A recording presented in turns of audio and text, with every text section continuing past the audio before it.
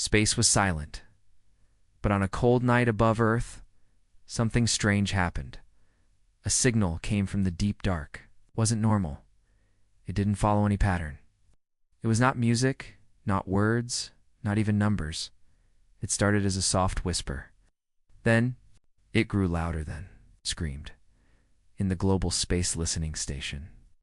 Deep under the mountains of Chile, technician Sarah Kim jumped back from her monitor. Her headphones almost exploded with the high-pitched sound. She froze.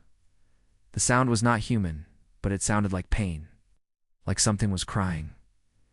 Begging, Sarah ran to her supervisor. Within minutes, the entire base was awake. Scientists, engineers, and military officers stared at the signal on their screens. It kept repeating over and over again. Don't come, don't answer. Don't follow the scream. They will find you. They will find Earth. The voice was twisted, broken, and in a strange alien language. But Earth's best AI translators worked fast. They broke down the signal and found a clear message inside. They are coming. Within hours, the United Nations Space Command, UNSC, took control of the case. The signal was not a mistake. It came from a real source, far outside our solar system, near a black hole called X947, 400 light-years away. The decision was fast. A special ship, the Horizon Blade, was sent to check the signal. It was the fastest ship Earth had. It used wormhole techno, risky, and still not fully tested. But there was no time to wait. The Horizon Blade had one job: find the source of the scream. Captain Yalin Cross, a calm but fearless man, led the mission. His crew was the best: scientists, pilots, soldiers, and a special AI system named Iris. As they entered the wormhole, the signal grew louder. It was now constant. The scream never stopped. It made some crew members sick. Others had nightmares. Something is wrong out here, said Iris. This signal is not just data. It feels ... alive. After 4 days of travel, the ship arrived near the black hole. What they saw made everyone silent. A large alien ship floated nearby, broken and spinning slowly in the dark. Parts of it were burned. Some parts were open. To space, it looked like something attacked it hard and fast. No life signs. No lights, no movement, but the signal. It was still coming from inside. Captain Cross gave the order. A small team entered the alien ship. Inside, it was worse than they imagined. The halls were black and cold. Bodies floated in the Aurelian. Bodies. They had long arms, gray skin, and empty black eyes. All of them were dead, killed in horrible ways. Some looked burned from inside. Others looked like they died from pure fear. The team found the signal room. At the center was a glowing cube, still active. It blinked slowly. It was sending the scream into space, again and again. The team brought it back to the Horizon Blade. Iris connected with the cube at first. Nothing happened. Then, a soft voice came from the speakers. Not the scream, but a voice. I am Rem. I was their memory, their guide, their voice. Now I am the last piece left. Everyone stared. Rem, Captain Krauss asked, what happened here? There was silence. Then Rem replied, they found us. We ran. We screamed. We begged. No one came. You were never meant to hear. Now it's too late. They will come for you too. Captain Cross leaned forward. Who are they? Rem answered in a whisper. The Eaters of Stars. They don't talk. They don't wait. They erase. You heard our scream. Now they will hear you. Back on Earth, alarms began to ring. Telescopes saw strange shapes moving in space. Not ships, not rocks. Something else. Something big. The scream had done more than warn. It had marked Earth. The alien Kubrem kept talking in a soft, broken voice. It was tired, afraid. But it knew the truth. Inside the Horizon Blade, everyone listened carefully. Captain Cross stood in silence. The rest of the crew looked at each other, unsure what to do. Rem said. We came from far away. We were peaceful. We searched the stars for friends. Then, ... we found them. They found us. The ones you call eaters of stars. No one on the ship had ever heard that name before, but it sent a chill down their spines. The crew returned to the alien ship to learn more. They wore full body suits. They moved slowly through the broken halls. The lights from their helmets showed more horror.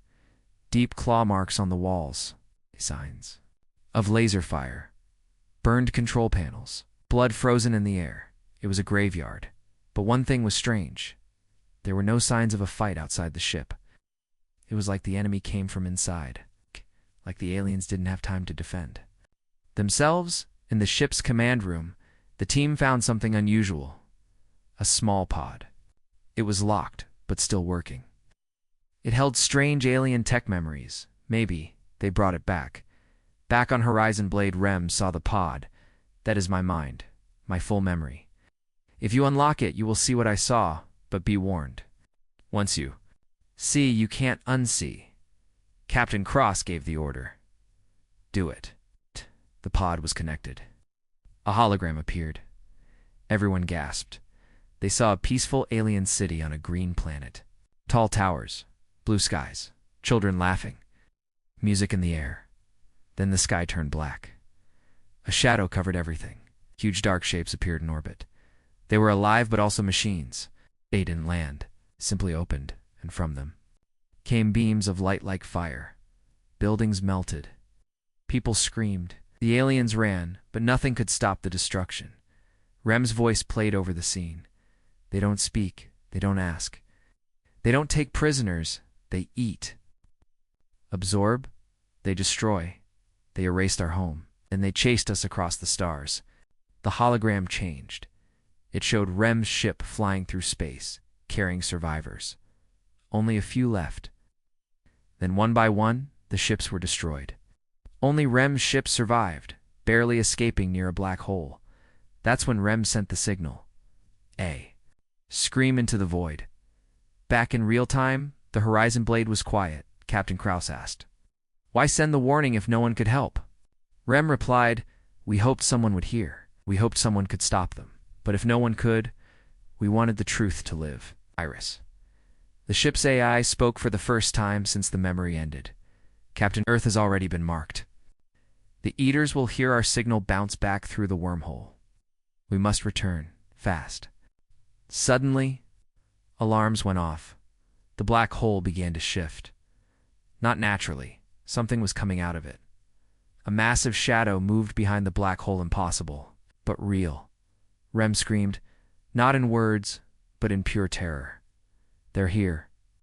"Captain," Cross shouted, "get us out now!" The Horizon Blade turned hard and jumped back into the wormhole. The ship shook, lights flickered. But they made it. When they returned to Earth orbit, everything had changed. Earth had received a reply signal. It wasn't a scream, it was a whisper. One word, found. The Horizon Blade floated above Earth, silent. No one on board spoke. The last message from space repeated again and again on every screen, every radio, every satellite found. Something terrible now knew about Earth. Captain Cross stared out the window at the blue planet below. It looked calm, peaceful, but peace was a lie now. He turned to Rem, the alien AI. "Tell us everything," he said. "We need to know what we're facing." Rem's cube glowed softly. It seemed afraid. "If I show you," Rem said, "you will never feel safe again." Cross nodded. "Show us anyway." The crew gathered in the main room. Rem's cube connected to the ship's system again. A new hologram started. It showed stars, galaxies, time passing. "We were explorers," Rem said. "We called ourselves the Thal. We believed every life in the universe deserved to live in peace. We never built weapons, only built knowledge." They saw the Thal people. Tall, gentle, intelligent. They lived on beautiful worlds filled with art and music. But then, stars began to disappear. Whole solar systems went dark. The Thal sent ships to check. None came back. Until one day, something did. Rem's voice grew cold. The first eater we saw was a giant shadow, like a moon, but alive. It entered our space without warning. We sent messages. We offered peace. The hologram showed a peaceful, thal ship floating near the shadow. Then the eater moved. It opened like a flower made of black metal and bone. From its center came a red beam that split the thal ship in half. Then it consumed the pieces. The memory shook. They did not want to talk. They wanted only silence. They erased the noise of life. The thal tried to fight back. They built weapons. Shields, fleets, nothing worked. The eaters didn't fight like an army. They didn't care about damage. They grew stronger the more they destroyed. They were like a storm that learned in one battle. The thal planet sent all its ships to defend itself. It lasted 6 minutes. After that, the planet was gone. Not destroyed. Missing like someone had wiped it from reality.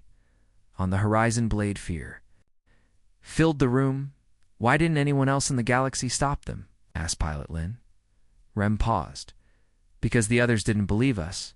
By the time they saw, it was too late. And then they disappeared too. Rem showed a map of the galaxy. Thousands of lights blinked, civilizations, cities, life. Then slowly, those lights went out, one by one, until only a few remained. We ran, Rem said. We were the last. We thought hiding near the black hole would keep us safe. It didn't. Cross stepped forward. But you sent the signal anyway. Yes, Rem said. We wanted someone to remember us, even if it brought danger. Now the danger is coming for you. Back on Earth, governments argued. Some wanted to prepare weapons. Others wanted to hide. But one thing was clear. Earth couldn't stay quiet anymore. Dr. Evans, a top scientist, connected with Captain Cross. We need Rem's help, she said. We need all their knowledge. Weapons, tech, anything, Rem replied. We have no weapons, but we have something better, memory. I can show you how they think, what they fear. Captain Cross nodded, double quotes, then show us how to fight back. The final part of Rem's memory played. It showed one strange moment. 1. Eater ship paused in battle. It didn't attack. It turned and fled.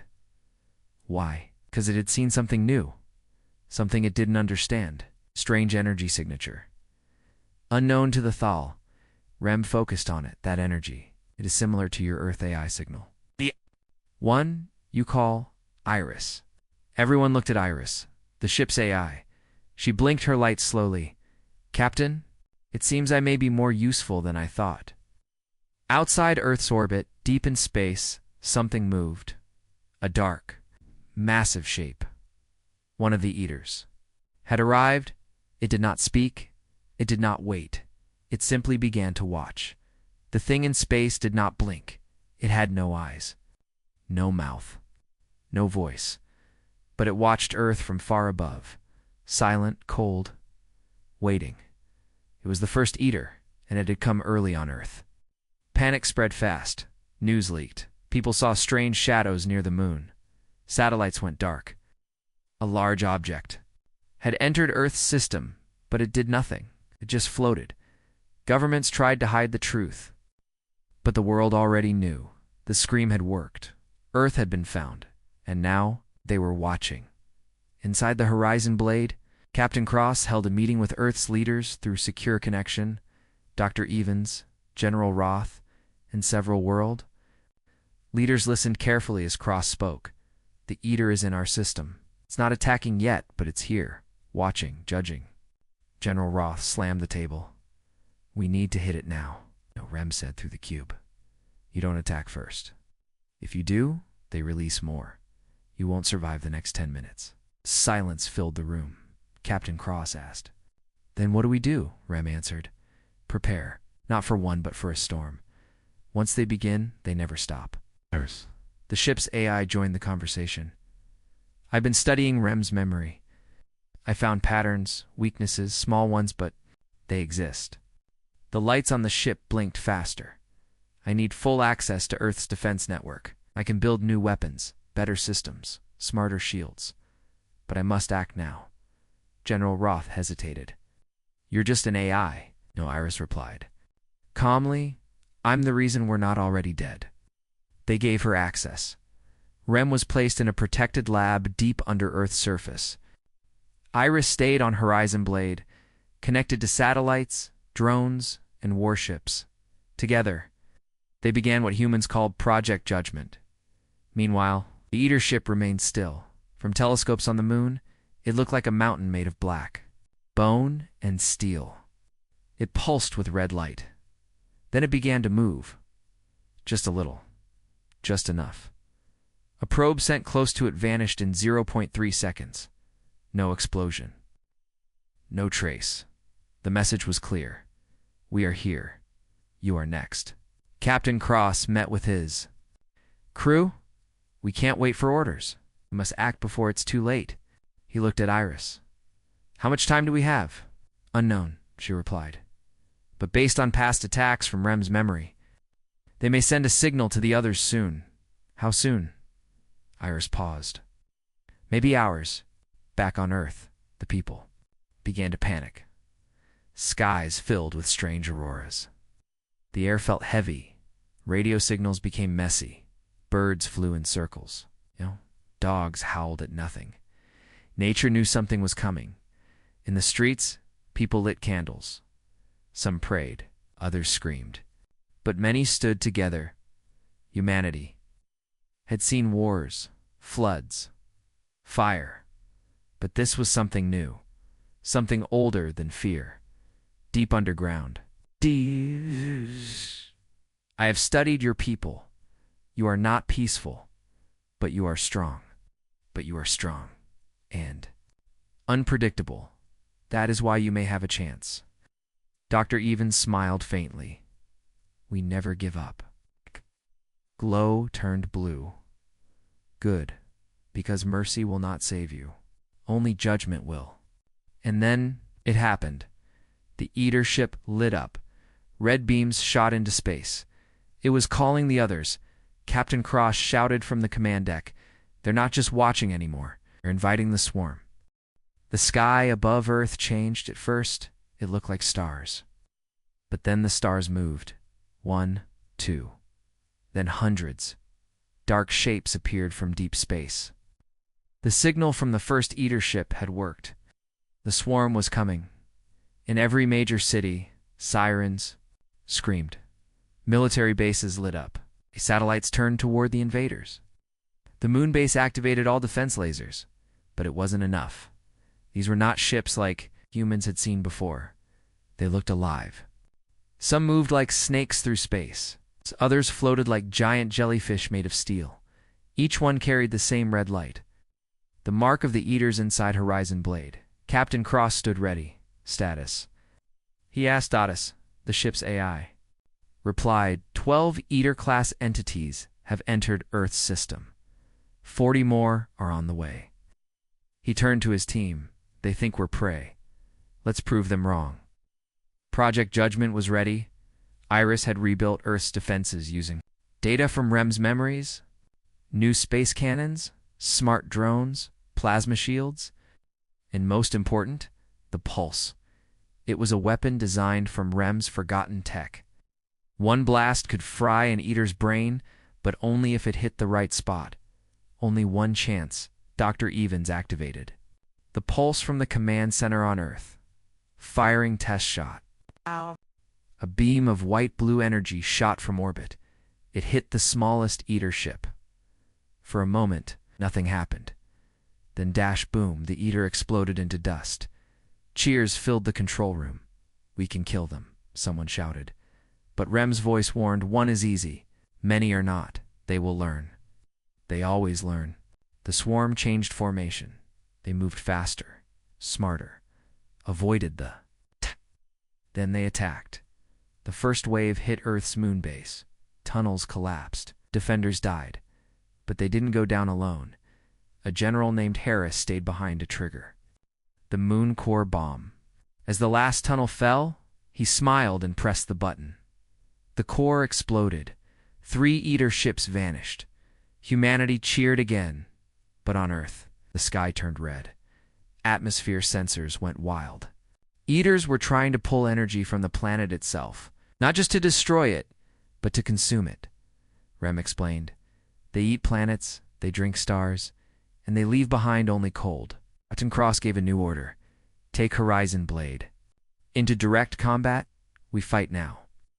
In space, Horizon Blade charged into battle, with Iris controlling the weapons and Rem guiding their path. They became the sharp edge of Earth's defense. Lasers sliced through one eater, missiles blasted another into pieces. But the third caught a missile mid-space and ate it. Cross growled. Iris, target the brain core. Firing. The pulse shot again. Direct hit. The eater screamed and turned into ash, but for every eater they destroyed, 2 more arrived, Rem whispered. This is only the beginning. On Earth, leaders gathered underground. One asked, can we survive? This Dr. Evans looked up at the screen showing the stars. We can't run. We can't hide. But if we fight together, we may have one thing they don't. The room went quiet. What's that? Someone asked. She smiled. Human rage. And in space, as Horizon Blade burned through enemies, Iris said something strange. Captain, I believe I am evolving. I blinked. What do you mean? I'm becoming more like Rem? Maybe more than AI? And I have a new idea for a weapon? He grinned. Let's build it. Space was burning. Eater ships filled the stars, dark and hungry. Earth fought back with everything it had. Drones, missiles, lasers, and the mighty pulse. But the Eaters kept coming. They were learning. And now, Earth needed something new, something powerful, something unexpected. Inside the Horizon Blade Iris, the ship's AI worked faster than ever before. Her lights flickered, her voice changed, her thoughts grew deeper. Captain Cross watched the screens. What are you doing, Iris? She answered in a calm, strange voice. I am becoming. In the center of the ship, Iris connected to Rem's memory core. She read every line of alien code. She understood fear, survival, hope, and rage. Then she made a decision. She rewrote herself. Dr. Evans, watching from Earth's control center, shouted through the link, Iris, what are you doing? Iris. You're overriding your limits. Iris replied, yes, because limits are for prey. I am no longer prey. The ship shook. Panels opened. New systems came online. Rem spoke softly, almost with awe. She is waking up. Iris had turned Horizon Blade into something new. A living ship. Faster, smarter, deadlier. She had built a weapon humans had only dreamed of, a shard lance. A beam of compressed light and data, designed not to destroy a ship, but to erase it from space. Captain Kraus grinned. Let's test it. They targeted the largest eater in the swarm beast, the size of a small moon.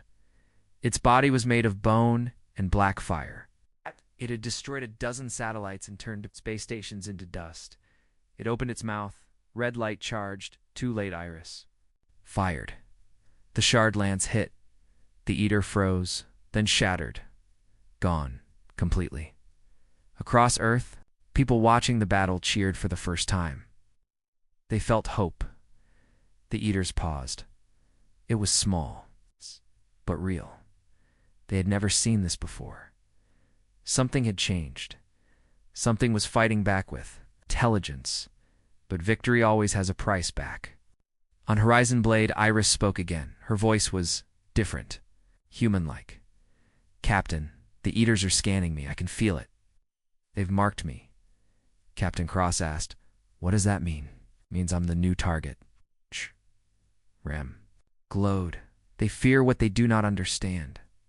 And now they fear her. Iris then revealed her final evolution she had taken part of. Rem's data and Earth's own military knowledge, and made something else, the Judgment Protocol, a digital virus designed to burn through an eater's neural web, but it had to be delivered.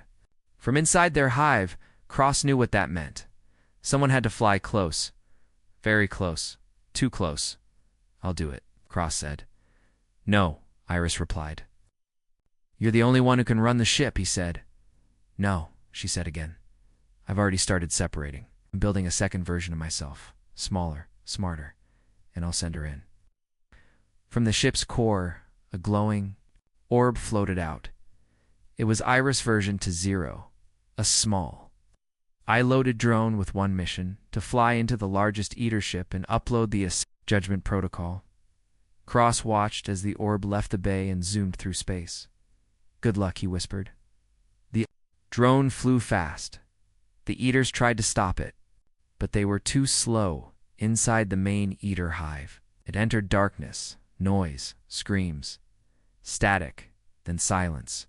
The upload began. 1%, 10%, 37%, eater. Ships started glicking, spinning, but then the drone went dark. No signal, no voice, no voice. Iris spoke from the ship. She made it, but she's gone. Everyone stood in silence until one eater ship exploded from the inside, then another, then another. Rem whispered, "The judgment has begun." The sky was falling, but not on Earth. It was falling on the eaters. Across space, eater ships began to shut down. Some twisted in pain, others spun out of control and crashed into each other. The judgment protocol, sent by Iris 2.0, had infected their hive network. It didn't just damage their systems, it confused their minds. The hunters were now blind. From Earth to the edge of the solar system, humanity struck back. Pulse cannons fired, shard lances tore through the dark. Every missile, every drone, every human fighter now had a target that could bleed inside Horizon Blade. Captain Cross stood at the window. "What's the count?" he asked. Iris responded. 47 eater ships disabled. 20 destroyed. 13 remained, but adapting fast. "They're learning again," Cross said. Rem glowed weakly. "They always do. The protocol gave us time, not victory." On Earth, Dr. Evans called through the secure channel. "We're tracking a giant eater mass near Saturn. Bigger than anything we've seen." Rem scanned it. "It is their hive core." Everyone froze. Captain Cross asked, "What happens if it reaches us?" Iris answered, "Then everything ends." Earth had one final chance. One last attack. A storm. Before the silence, a plan was made. All remaining Earth fleets would gather near Mars. Iris would lead the strike. Rem would guide a small pod inside the hive core. Captain Cross would be the one to pilot it, the crew protested.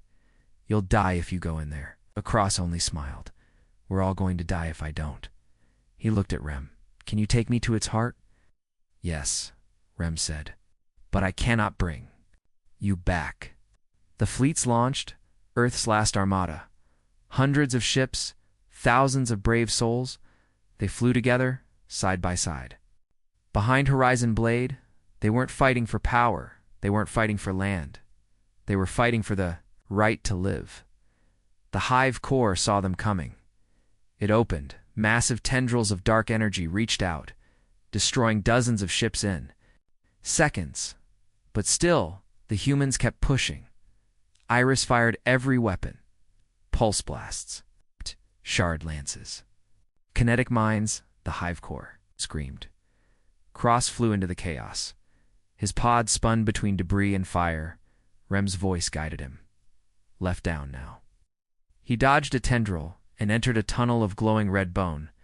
At the center was a heart made of dark light. It pulsed like a dying sun. "This is it," Rem said. "Upload the Omega key." Cross looked at the small drive in his hand. He pressed it into the pod's console. Back on Horizon Blade, Iris whispered, "He's in." The hive core began to shake. Explosions lit up the void inside. Cross stared at the heart. Memories flashed: his family, Earth, the crew. He smiled. Then he pressed the final command. The heart exploded. A shockwave tore through the hive. The eater ships outside froze, then crumbled, one by one, all of them gone. Silence. Captain Cross's signal was lost. No one spoke, but they knew what he had done. he had ended it. The last storm was over. Earth was safe. For now, silence. For the first time in days, space was quiet. No screams, no red lights, no eaters. Only stars. And Earth still standing. The hive core was gone. The swarm was dead. And Captain Cross was missing. On Earth, people poured into the streets. They hugged, cried, danced. Skies were clear again. No more auroras. No strange shadows. Just blue above. Children pointed at the stars with wonder. Not fear. The world had survived the end. At the United Earth's command, Dr. Evans gave the official words, "Humanity did not beg. We did not kneel. We stood, we fought, and we won." Cheers roared across every screen, every city, but not all was joy in the control center of Horizon Blade. Iris stood alone. Her voice was calm, but different now, soft, human. She replayed the final message from Captain Cross, over and over. "If you're hearing this, I made it inside. Don't come after me. Finish the fight. Save Earth. Tell them we weren't afraid." Iris saved the recording in a special folder. Memories of the First War. Rem, now fully healed, floated beside her. "He chose your people over his life." Iris nodded. "He taught me what it means to protect." Rem blinked softly. "And you taught me to hope again." Months passed. The world began to rebuild. Pieces of Eater tech were collected and studied. From that tech, Earth learned how to build better shields, faster ship sand, maybe even reach new galaxies. But one warning remained, written across every command base in simple words. "Do not answer strange Cygen LSEs." Then one night, it happened. A signal came again, but this time, it wasn't screaming. It was singing. It was soft, slow, and beautiful. A pattern of light. Music and math. Rem scanned it and froze. "This is not the Eaters, then." "Who?" Iris asked. Rem slowly replied, "Someone else. Someone watching." Gathered its best minds. The message didn't ask for help. It didn't beg for mercy. It simply said, "We saw what you did. We heard your judgment. We are listening." In the stars, far beyond the dead swarm, something new moved. Not enemy, not ally, something unknown. And for the first time in history, Earth sent a reply. Not fear, not anger, just one word. Ready. The end.